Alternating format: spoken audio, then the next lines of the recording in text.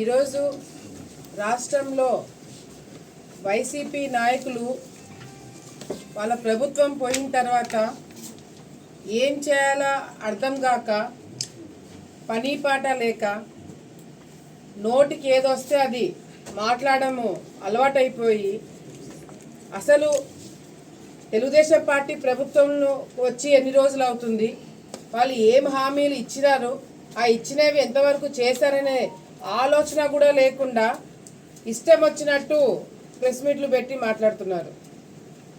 మరి ఈరోజు సూపర్ 6 చేయాలా, ఇంప్లిమెంట్ చేయాలా అని చెప్పి మొత్తుకుంటున్నారు.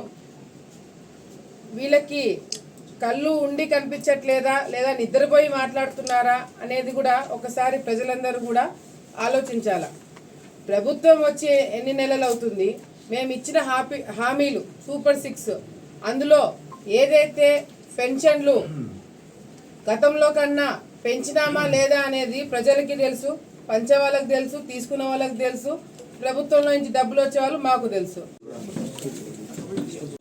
కేవలము డైవర్షన్ పాలిటిక్స్ అలవాటు అయిపోయి అబద్ధాన్ని పదే పదే జరగలేదు అని చెప్తూ మీ కంటికి కూడా ఏమి కనిపించట్లేదు.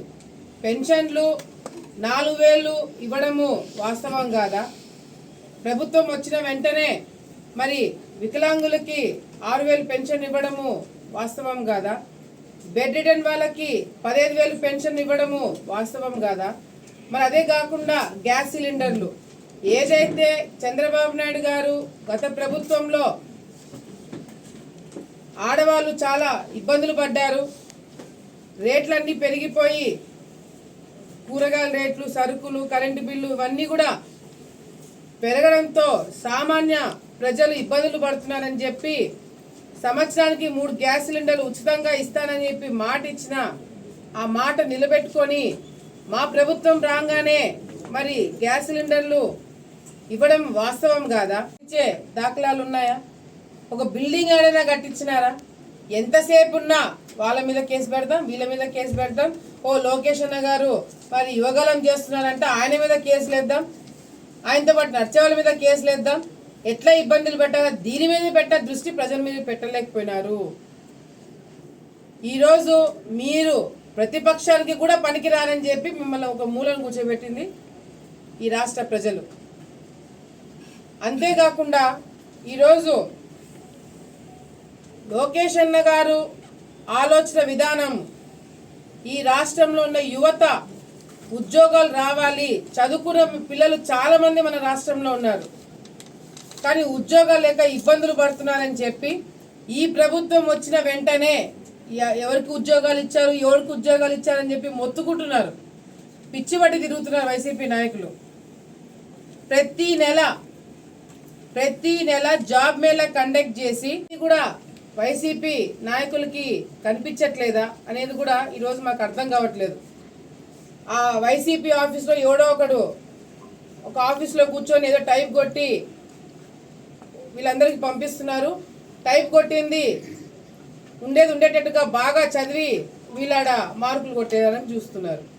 ఇది తప్ప వైసీపీ నాయకులు ఇంతవరకు గ్రౌండ్లో దిగి అసలు ఏం జరుగుతుంది, ఏమి ఇచ్చినామనేది ఎక్కడన్నా చూసినారా? నోటికి ఎంత వస్తే అంత వాళ్ళ అర్హత కూడా చూసుకోకుండా చంద్రబాబు నాయుడు గారిని, పవన్ కళ్యాణ్ గారిని, లోకేష్ అన్నని ఇష్టం వచ్చినట్టు మాట్లాడుతున్నారు. తెలుగుదేశం పార్టీలో ఇంకా క్రమశిక్షణ ఉంది కాబట్టి ఇంకా మీరు మాట్లాడగలుగుతున్నారు. లేకపోతే మీరు చేసిన దానికి మాట్లాడేదానికి ఈ పార్టీకి వేరే విధంగా ఉండేది. ప్రతి ఒక్క నియోజకవర్గానికి తీసుకొచ్చి అక్కడ టాలెంట్ ఉండి చదువుకున్న పిల్లలకి ఉద్యోగాలు ఇప్పించే కార్యక్రమము ప్రతి నెల జరుగుతుంది ఈ ప్రభుత్వం వచ్చిన తర్వాత. ఉదాహరణ ఆళ్ళగడ్డనే ఇప్పటికే ఒక 4 జాబ్ మేళాలు జరిగింటాయి, దాదాపుగా 200 మందికి ఉద్యోగాలు ఇప్పించినాం. ఆళ్ళగడ్డలో ఎప్పుడు లేని మొదటి పరిశ్రమ సోలార్ ప్లాంట్ పెట్టించడం జరిగింది. దాదాపుగా 300 నుంచి 400 మందికి ఉద్యోగాలు ఇప్పించే పరిశ్రమ ఆళ్ళగడ్డకు వచ్చింది. ఇవన్నీ ఏవి వైసీపీ నాయకులకి కనిపించవు. ఎంతసేపు ఉన్న మైకులు ముందున్నాయా, వాళ్ళని తిట్టడమా, మీరు అధికారంలో ఉన్నప్పుడు అదే చేస్తున్నారు, ప్రతిపక్షం ఉన్నప్పుడు అదే చేస్తున్నారు. అంతేకాకుండా ఈరోజు ప్రతి ఒక్క రంగంలో ప్రతి ఒక్క మంత్రి, ప్రతి ఒక్క నాయకుడు, తెలుగుదేశం పార్టీ కార్యకర్త దగ్గర నుంచి ముఖ్యమంత్రి చంద్రబాబు, లోకేష్ అన్న గారు, గత ప్రభుత్వంకి మనకి, గత పార్టీకి మనకి తేడా ఉండాలి, యువత మంచి దారిలో నడవాలి, ఉద్యోగాలు రావాలి, పరిశ్రమలు రావాలి అని మా అందరినీ కూడా ఒక దారిలో పెట్టి ఈ రాష్ట్రాన్ని ముందుకు తీసుకుపోతున్నారు. విదేశీ విద్య అని చెప్పి జగన్మోహన్ రెడ్డి గారు గత 5 సంవత్సరాల్లో ఎంతమంది విద్యార్థులని విదేశాలకు పంపించినారు? అసలు మీరు తీసుకున్న నిర్ణయం వల్ల ఎంతమంది మధ్యలోనే చదువు వదిలేసుకొని మళ్ళీ తిరిగి రావాల్సిన పరిస్థితులు ఏర్పాటు పడ్డాయని కూడా ఈరోజు వైసీపీ వాళ్ళకి తెలియకుండా పోతుంది. ఈరోజు వైసీపీ నాయకులు కేవలము కక్ష సాధించే రాజకీయాలు, తప్పుడు కేసులు పెట్టి తెలుగుదేశం పార్టీ నాయకులను ఇబ్బంది పెట్టే కార్యక్రమాలు, ప్రజలని భయభ్రాంతులకు గురి చేసి కంట్రోల్లో పెట్టే రాజకీయాలు చేశారే తప్ప ఎక్కడైనా గ్రామాలలో రోడ్లు వేసిన దాఖలాలు ఉన్నాయా? ప్రతి ఒక్కరూ బాధ్యతలు తీసుకున్నారు. మేము ఇచ్చిన మాట నిలబెట్టుకోవాలా, గతంలో ప్రజలు ఇబ్బంది పడ్డారు, ఈసారి మాకు గుర్తింపు రాకపోయినా పర్వాలేదు, మేము ప్రజలకు ఇచ్చిన మాట నిలబెట్టుకోవాలని చెప్పి చాలా మంది త్యాగం చేసినారు.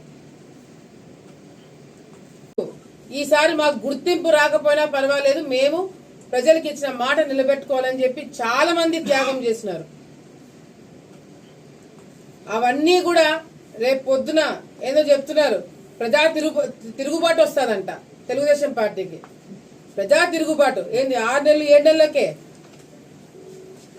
మేం చేసిన అభివృద్ధి కార్యక్రమాలలో మీరు 1% 6 నెలల్లో చేయలేకపోయినారు. కానీ మేము చేయలేనిది ఒకటి ఉంది, మీరు చేసింది.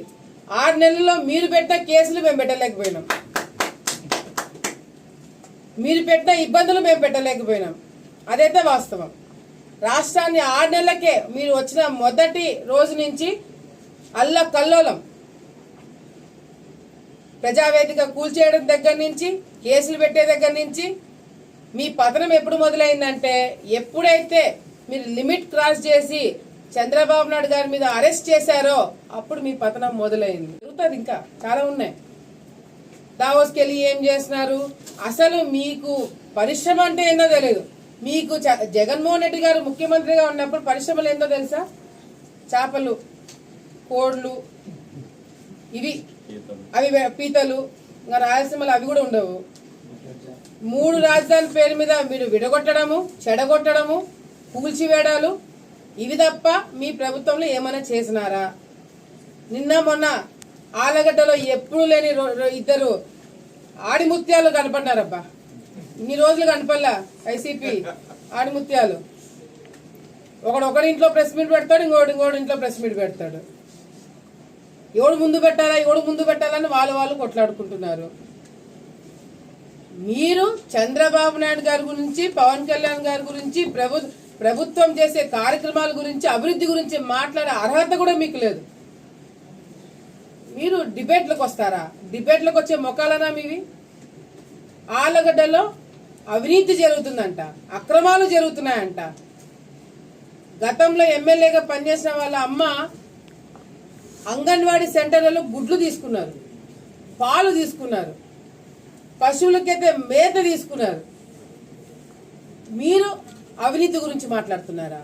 చేయడానికి కావాల్సిన పూర్తి సహాయ సహకారాలు ఆంధ్రప్రదేశ్ స్పోర్ట్స్ అథారిటీ రాష్ట్ర ప్రభుత్వం అండగా ఉంటుంది. తదనుగుణంగా కూడా కార్యాచరణ రూపొందిస్తుంది. ఇప్పుడు అనంతరం కూడా క్రీడా వికాస కేంద్రాలను కూడా సందర్శించిన తర్వాత ఎమ్మెల్యే గారి డైరెక్షన్లో ఏమేమి ఉన్నాయి మార్పులు చేర్పులు కూడా దానికి అనుగుణంగా కూడా భవిష్యత్తు బడ్జెట్లో దీన్ని పెట్టి ఏ విధంగా పూర్తి చేయాలో వాటన్నిటిని పూర్తి చేస్తాం. ఇదొకటి. ఈరోజు ముఖ్యంగా ఇంతకుముందే ఎమ్మెల్యే గారు చెప్పారు, 6 నెలలు కాల ఈ జగన్మోహన్ రెడ్డి ఆయనతో ఉన్న ఎవరైతే ఆ బ్యాచ్ ఎవరైతే ఉన్నారో 6 నెలలు కాకముందనే శవాల మీద పేలాలే ఏరుకునేటట్లు ప్రభుత్వాన్ని విమర్శించే పనిగా పెట్టుకుంది. నిన్న వాళ్ళ వైఎస్ఆర్సీపీ కేంద్ర కార్యాలయంలో ఫీజు రీఎంబర్స్మెంట్ మీద పోరుబాటంట. ఆంబోతు రాంబాబు, ఎవరో గూర్ఖా మాజీ మంత్రి, ఇంకో 2-3 ఎమ్మెల్సీలు, ఆ నాయకులందరూ కలిసి ఒక పోస్టర్ రిలీజ్ చేశారు. సిగ్గు శరం ఉందా అని అడుగుతున్నాం. మీరు మనుషులేనా అని అడుగుతున్నాం. మీరే కదా మొన్నటి వరకు మీరు అధికారంలో ఉండింది. ఫీజు రీఎంబర్స్మెంట్ బకాయిలు పెట్టేసిపోయింది ఎవరు? మీరు కాదా? ఎవరు బకాయిలు పెట్టారు? మీ బకాయిల్ని మీరు తీర్చలేదని కలెక్టరేట్లు ధర్నా పెడతారా? అది కూడా పోరుబాటంట. ఏం బాట? పోరుబాటు. సిగ్గు సరే నువ్వు కాకరించి ఊంచేశారు మిమ్మల్ని అందరినీ.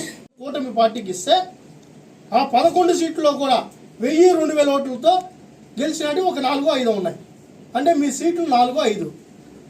మీరు మళ్ళా 6 నెలలనే పోరుబాటంట. మేము సూటిగా అడుగుతున్నాం. ఆ రోజు రాజశేఖర రెడ్డి గారు ఫీజు రీఎంబర్స్మెంట్ని అమలు చేశారు. ఆ స్కీమ్ని మీరు ఎందుకు రద్దు చేశారు? మీ తండ్రి ప్రవేశపెట్టారని మీరే చెప్పుకున్నారు కదా.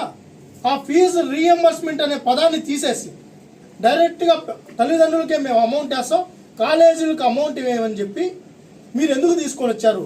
అంటే మీ తండ్రిని ఎవరు అవమానించారు? ఈరోజు తల్లిదండ్రుల అకౌంట్లో డబ్బులు వేస్తారని చెప్పి కాలేజీ అకౌంట్లో డబ్బులు వేయకుండా విద్యార్థులను ఇబ్బంది పెట్టి ఇట కాలేజీ యాజమాన్యాలేమో రన్ చేయలేని పరిస్థితి, విద్యార్థులేమో ఫీజులు కట్టలేని పరిస్థితి, తల్లిదండ్రుల అకౌంట్లో డబ్బులు వేసే పరిస్థితిలా కోవిడ్ పేరుతో 2 సంవత్సరాలు ఫీజు రీఎంబర్స్మెంట్ వేయకుండానే చేశారు. కాలేజీలు జరగలే కదా. విద్యాదీవిని మేము ఎందుకు పే చేయాలి? కాలేజీలో జరగనప్పుడు మేము ఎందుకు డబ్బు ఇవ్వాలని చెప్పి 2 ఏళ్ళు బకాయిలు పెట్టారు. తర్వాత కోవిడ్ తర్వాత మీరు వేశారంటే లాస్ట్ 4 టర్ములు, ఏది ప్రభుత్వం దిగిపోయే 4 టర్ములు మీరు బకాయిలు పెట్టేసి వెళ్ళింది వాస్తవా కాదా? మీరు మొన్న అసెంబ్లీ సాక్షిగా చర్చ జరిగినప్పుడు ఇదిగో నివేదిక 2486 కోట్ల రూపాయలు 2486 కోట్ల రూపాయలు మీరు బకాయిలు పెట్టింది వాస్తవా కాదా? దాని తర్వాత స్కాలర్షిప్లు కానీ, తర్వాత ఈబీసీలకు సంబంధించిన ఫీజు ఏదైతే హాస్టల్ ఫీజులు వాటన్నిటికి సంబంధించింది 988 కోట్లు మీరు బకాయిలు పెట్టింది వాస్తవా కాదా? ఇవి కాకుండా ఎంటీఎఫ్ బకాయిలు పెట్టారు, ఆర్టీఎఫ్ బకాయిలు పెట్టారు. 3474 కోట్లు 3474 కోట్ల రూపాయలు మీరు ప్రభుత్వం దిగే నాటికి మీరు బకాయిలు పెట్టింది వాస్తవా కాదా? 6000 కోట్ల రూపాయలు విద్యార్థులకు కావాల్సిన నిధుల్ని మీరు బకాయిలు పెట్టి ఓవరాల్గా సిగ్గు శరం లేకుండా మళ్ళీ అడుగుతున్నాం. సిగ్గు శరం ఉండాలి మళ్ళీ మీకు. ఈరోజు లోకేష్ గారిని, చంద్రబాబు నాయుడు గారిని, కూటమి ప్రభుత్వాన్ని విమర్శిస్తారా? పోరుబాట పడతారు. ఇది ఎవరు కడతారు? ఇది ఎవరు కడతారు అని అడుగుతున్నాం. మేము కడతాం. అయినా కూడా రాష్ట్రంలో లోటు బడ్జెట్లో ఉన్నా కూడా ప్రతి బకాయిని వెనక్కి మళ్ళీ ఇస్తామని చెప్పి విద్యాశాఖ మంత్రిగా స్పష్టంగా ప్రకటించడం జరిగింది అసెంబ్లీలో.